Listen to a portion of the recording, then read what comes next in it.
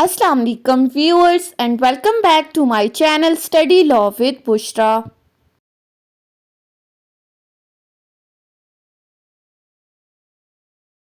So in today's video we are going to discuss an important leading constitutional case, that is Nawaz Sharif versus President of Pakistan, which is included in Law Gate syllabus.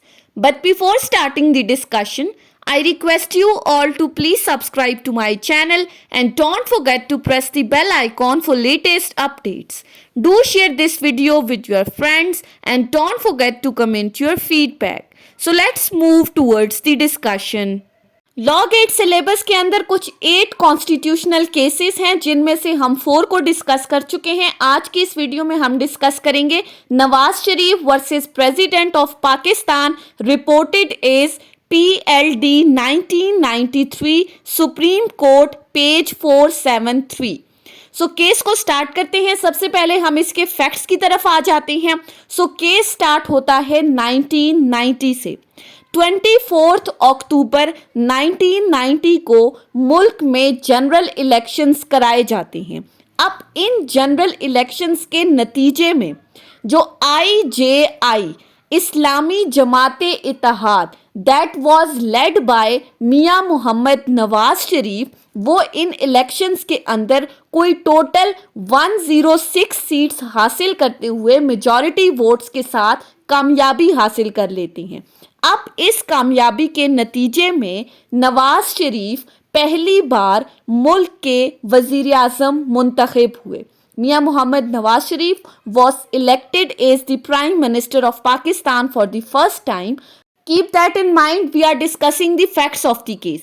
अब जब prime minister मुंतखब हुए नवाज शरीफ, तो इस time जो मुल्क के president थे वो कौन थे? The president of the country was Ghulam Ishaq Khan. ये याद रखने वाली बातें हैं, लॉ गेट के लिए बहुत ही ज़्यादा इंपॉर्टेंट हैं। अब from the day one there was a power struggle between the Prime Minister and President of the Pakistan, that is between Mia Mohammad Nawaz Sharif and Ghulam Ishaq Khan.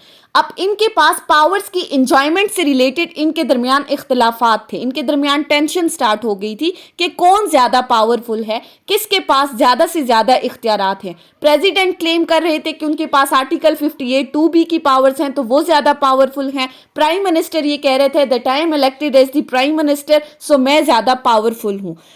इनके दरमियान ये tensions चलती रहीं और 1993 में मार्च और अप्रैल के महीने में ये टेंशन कुछ ज़्यादा ही बढ़ गई।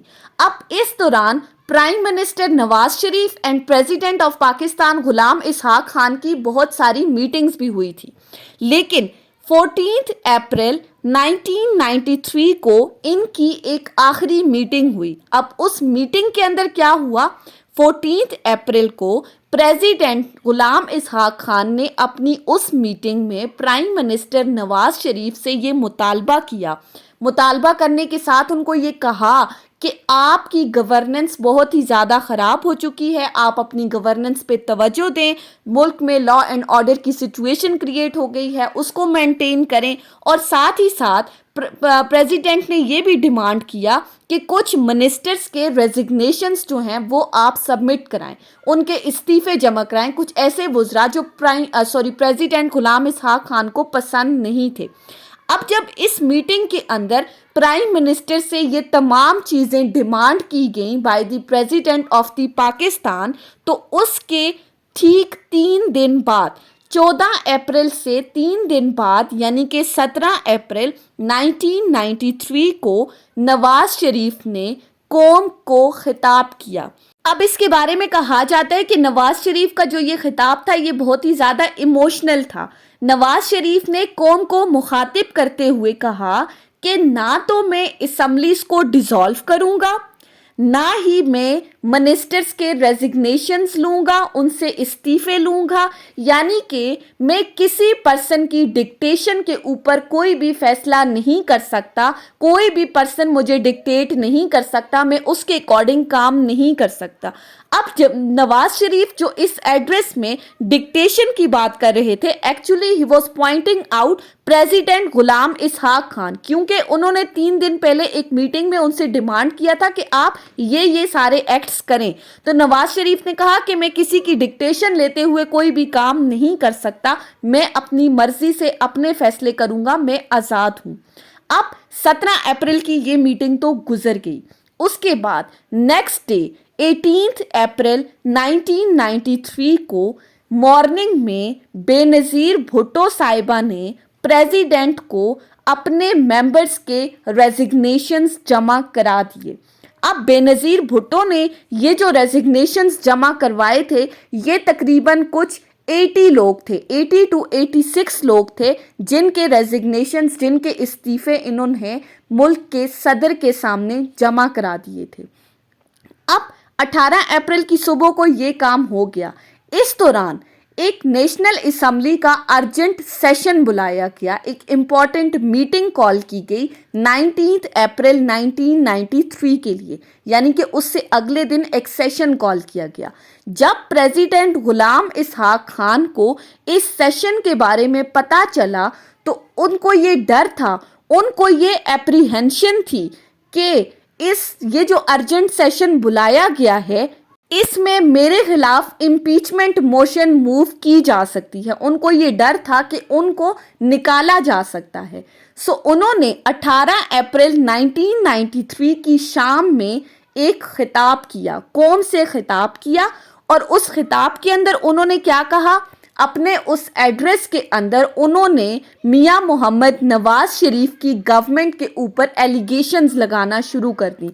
उन्होंने कहा कि ये गवर्नमेंट जो है ये करप्ट है, ये गवर्नमेंट इसकी गवर्नेंस ठीक नहीं है, इसकी गवर्नेंस को इम्प्रूव होना चाहिए, ये गवर्नमेंट कॉन्स्टिट्यूशन की जो प्रोविजंस है उनके अगेंस्ट काम कर रही है। लिहाजा उन्होंने इस एड्रेस के अंदर नवाज शरीफ की जो असम्बलियाँ थी उनको डिसॉल्व करने का ऑर्डर पास कर दिया। उन्होंने कहा कि असम्बलीज को डिसॉल्व होना चाहिए और साथ ही साथ उन्होंने नवाज शरीफ को डिसमिस कर दिया। यानी कि प्रेसिडेंट का जो ये खिताब था उसमें इन्होंने डिसोल्यूशन ऑफ नेशनल असेंबली के साथ dismissal of the prime minister का ऑर्डर पास कर दिया। और इसी दौरान प्रेसिडेंट गुलाम इसहाक खान ने एक केयर टेकर प्राइम मिनिस्टर मुंतखब किया। और वो केयर टेकर प्राइम मिनिस्टर कौन था? नाम आपने याद रखना है, लॉ गेट के लिए इंपॉर्टेंट है। Balakh Sher Mazari was appointed as a caretaker prime minister at that time while the president dissolved the national assembly and dismissed the prime minister of Pakistan। अब ये तो केयर टेकर अपॉइंट हो गए, Nawaz Sharif dismiss हो गए। So after 1 week of this dismissal Mian Mohammad Nawaz Sharif filed a writ petition before the Honorable Supreme Court of Pakistan under Article 184 sub clause 3। Nawaz Sharif ने supreme court में writ petition file कर दी। अब इससे पहले जो ऊपर हमने dissolution of the national assemblies की हमने बात की, डिसोल्यूशन ऑफ असेंबलीज की बात की, नवाज शरीफ की डिसमिसल की बात की। सो प्रेसिडेंट ने ये जो अपनी पावर्स एक्सरसाइज की हैं ये उन्होंने एक्सरसाइज की हैं अंडर आर्टिकल 58(2)(b। अब आर्टिकल 58(2)(b क्या है वो हम ऑलरेडी डिस्कस कर चुके हैं, उसका लिंक मैंने यहाँ पर भी ऐड कर दिया है और साथ ही साथ मैंने डिस्क्रिप्शन में भी लिंक मेंशन कर दिया है, आप जाकर देख सकते हैं। अभी के लिए आर्टिकल 58(2)(b क्या है? Article 58 dissolution of national assembly sub clause 2 notwithstanding anything contained the president may also dissolve the national assembly in his discretion। President की डिस्क्रिशनरी पावर है, वो नेशनल असेंबली को डिसॉल्व कर सकता है इफ इन हिज ओपिनियन। अब आगे 2B को देखें। A situation has arisen in which the government of federation can not be carried out in accordance with the provision of constitution. अगर तो उसे लगता है कि मुल्क में एक ऐसी सिचुएशन अराइज हो गई है कि अब ये जो हुकूमत है ये कॉन्स्टिट्यूशन की प्रोविजंस के अकॉर्डिंग नहीं चल सकती, तो प्रेसिडेंट अपनी डिस्क्रिशनरी पावर्स को एक्सरसाइज करते हुए असम्बलीज को डिसॉल्व कर सकता है। इस केस में भी गुलाम इसहाक खान ने अपनी इन पावर्स को एक्सरसाइज करते हुए असम्बलीज को डिसॉल्व करके नवाज शरीफ की हुकूमत को डिसमिस कर दिया था। So after that Nawaz Sharif ने सुप्रीम कोर्ट के अंदर एक रिट पिटीशन फाइल की अंडर आर्टिकल 184 सब क्लॉज 3। अब आर्टिकल 184 सब क्लॉज 3 क्या है? whenever there is a matter of the public importance and the fundamental rights are violated, then you can file a writ petition before the honorable Supreme Court of Pakistan। अब यहाँ पर क्या matter public importance का था, क्या fundamental rights की violation हुई है या नहीं? अब जब उन्होंने रिट पिटीशन फाइल की तो 11 मेंबर्स का बेंच था जिन्होंने उनकी इस रिट पिटीशन को सुना था। The chief justice at that time was Naseem Hasan Shah. ये भी आपने लॉ गेट के लिए याद रखना है, इंपॉर्टेंट है। अब इस 11 मेंबर बेंच के सामने जो क्वेश्चंस थे, जो इश्यूज थे, वो क्या थे? उन्होंने किन क्वेश्चंस को, किन इश्यूज को रिजॉल्व करना था कि आया ये जो रिट पिटीशन फाइल हुई है ये मेंटेनेबल है या नहीं, कि आया फंडामेंटल राइट्स की वायलेशन हुई है या नहीं, कि आया ये मैटर पब्लिक इंपॉर्टेंस का है या नहीं, क्योंकि अटॉर्नी जनरल ने ये इशू रेस किया था कि this is not a matter of the violation of fundamental rights. President ने सिर्फ और सिर्फ अपनी पावर्स को एक्सरसाइज किया है। सो अब इन्होंने ये देखना था कि पिटीशन मेंटेनेबल है या नहीं। एंड सेकेंडली कि प्रेसिडेंट ने जो आर्टिकल 58(2)(b) के अपनी पावर्स को एक्सरसाइज किया है, क्या उन्होंने अपनी पावर्स से तजावज करते हुए गवर्नमेंट को डिसमिस किया है? सो ये दो क्वेश्चन सुप्रीम कोर्ट ने डिसाइड करने थे। अब इन 11 मेंबर बेंच ने जो डिसीजन दिया था वो था 10-1 से, यानी कि 10 लोगों का एक फैसला था, वो फैसले पर मुत्तफिक थे, और एक पर्सन जो था वो इस मेजॉरिटी फैसले से मुत्तफिक नहीं था। उस एक बंदे ने इस केस में डाइसेंटिंग नोट दिया था। अब आपने याद रखना है वो कौन था? Justice Sajjad Ali Shah was the person who disagreed with the majority decision and gave his dissenting note in the case Nawaz Sharif versus president of Pakistan. अब पहले तो हम देख लेते हैं मेजॉरिटी का फैसला क्या था और उन्होंने इन इश्यूज के अकॉर्डिंग क्या आंसर किए थे। पहली बात जो मेंटेनेबिलिटी पर थी, तो चीफ जस्टिस नसीम हसन शाह ने कहा कि ये जो आर्टिकल 17 और आर्टिकल 14 की वायलेशन हुई है, फंडामेंटल राइट्स वायलेट हुए हैं। आर्टिकल 17 क्या है? Freedom of association. So article 17 sub clause 2 के अंदर प्राइम मिनिस्टर को फाटा में पॉलिटिकल एक्टिविटीज करने से रोका गया था by the president of the Pakistan. So पहला उनका फंडामेंटल राइट वायलेट हो गया। आर्टिकल 14 डील करता है डिग्निटी ऑफ मैन से। साथ ही साथ chief justice of Naseem Hasan Shah ने यह भी कहा कि अगर प्राइम मिनिस्टर अपने ऑफिस को प्रेसिडेंट की प्लेयर से होल्ड करता है, लेकिन फिर भी प्रेसिडेंट उसको उस वक्त तक डिसमिस नहीं कर सकता जब तक कि पार्लियामेंट के मेजॉरिटी मेंबर्स ना हो। अगर तो majority members vote of no confidence pass कर देते हैं किसी प्राइम मिनिस्टर के अगेंस्ट, तो फिर उसको डिसमिस किया जा सकता है। और सेकेंडली उन्होंने ये कहा that prime minister is responsible to the parliament, not the president of Pakistan. वो पार्लियामेंट को रिस्पॉन्सिबल है, वो पार्लियामेंट को जवाबदेह है। सो अगर पार्लियामेंट उसको डिसमिस करती है तब वो डिसमिस हो सकता है, अदरवाइज नहीं। अब इसी के साथ जो डाइसेंटिंग नोट था जस्टिस सिजात अली शाह का, उन्होंने क्या कहा? उन्होंने कहा कि सुप्रीम कोर्ट का काम है कॉन्स्टिट्यूशन की इंटरप्रिटेशन करना, तशरीह करना। उनका काम लेजिस्लेशन करना नहीं है, कानून साजी करना नहीं है।